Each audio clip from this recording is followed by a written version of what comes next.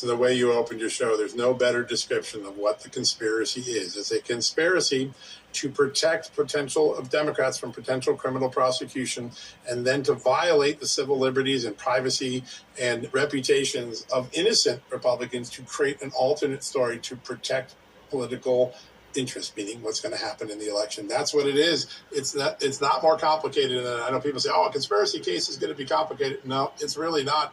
We protected Democrats. And the cycle is Hillary has two problems. Email, now corruption. We can prove that was active at the time. Hunter Biden's got corruption and taxes. And by the way, the first evidence of that comes in March through May of 2016. And then 2019, it's Hunter Biden a lot more. And so we impeached the president, and we have the government actually creating stories that I think we will prove were false.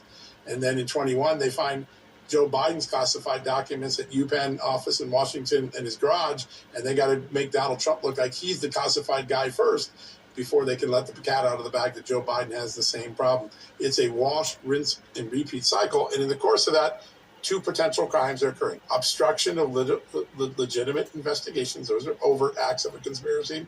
And then the violation of innocent people's civil liberties to create a political ruse. That is where I believe the grand conspiracy case is headed. I now believe that there are multiple grand juries that have begun work around this country in multiple jurisdictions outside of Washington where evidence is now being gathered. You do? Y'all hear that? I do. Can report that, or you have reason to believe that?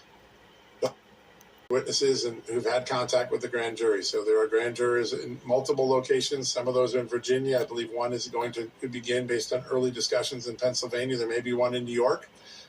And so the activity has begun. And the question now is, and those are probably not going to be the indicting locations. I think the more likely thing is you use multiple grand juries just to make it easy to gather lots of information quickly. That's the way strike forces work. And then you keep working from there. But there are multiple locations where pieces of this are being looked at, and maybe the grand jurors don't even know it's a grand conspiracy, just looking at some of the overt acts in one of these chapters of this sad story. But that is going on, and I think it's going to be a process, right? It's going to be a 6-month process. A very John I don't know Solomon. the reason yet. I wish I knew. I don't know the reason. I mean, there's lots of it could be related to the 2020 election. Yeah, that's from the Ooh, look at there. Listen there. We don't know yet. I just know that certain witnesses have been contacted about acceptance of grand jury subpoenas, and they're in different locations. So the process is beginning, but it's a lot of retribution. We need Americans to understand it's not payback and retribution. There are legitimate legal questions here.